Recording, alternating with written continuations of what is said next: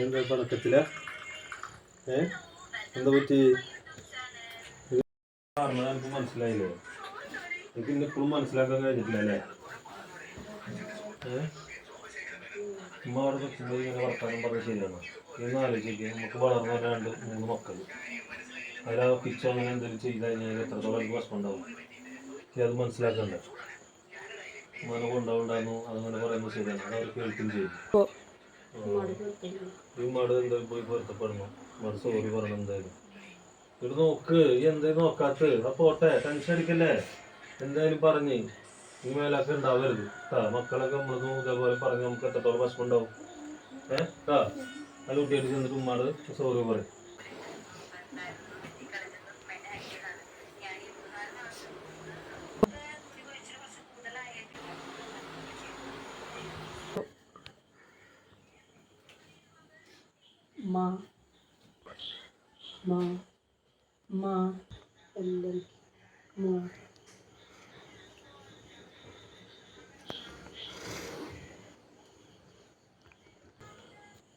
എന്താ മോളെ വിളിച്ചത്? ഉമ്മനോട് പൊരുത്തപ്പെടണം ഉമ്മ. ഞാൻ അറിയാണ്ട് ഉമ്മയോട് തെറ്റ് ചെയ്തു പോയി. ഞാൻ അങ്ങനെയൊന്നും പറയില്ല.